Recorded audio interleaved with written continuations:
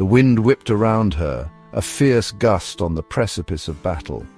Lady Alara stood resolute, a monolith against the storm. Her armor, a dark mirror to the gathering clouds, gleamed with an inner light.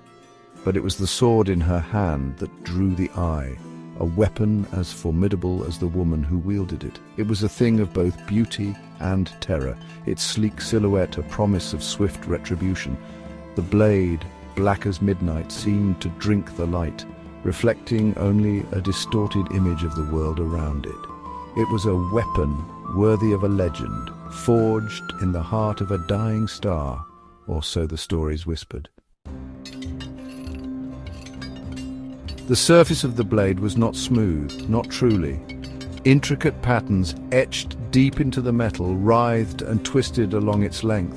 They resembled the flowing script of an ancient language, one that spoke of forgotten battles and fallen empires. As Alara moved the sword, the light caught the etching, sending shivers of reflected light across the battlefield.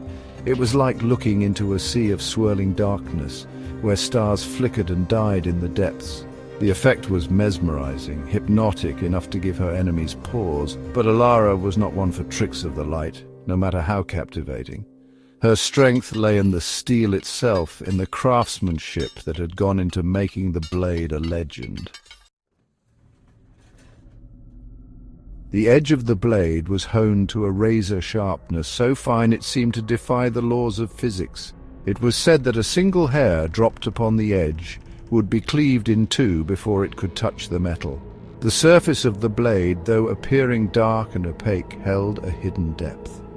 Within the blackness one could discern 1,000 shades of grey, swirling and dancing like smoke on the wind.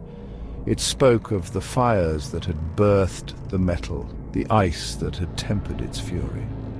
The texture of the grip, wrapped in worn leather, was rough against Ilara's gauntleted hand. But it was a comforting roughness, a reminder of the sword's history, of the battles it had seen and won. The blade itself was not straight, not precisely.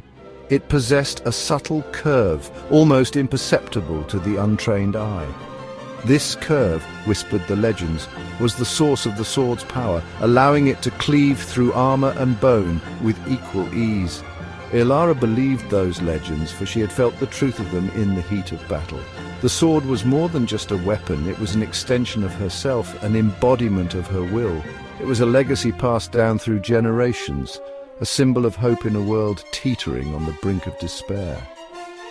And Alara, with her black sword held high, was ready to face whatever darkness lay ahead.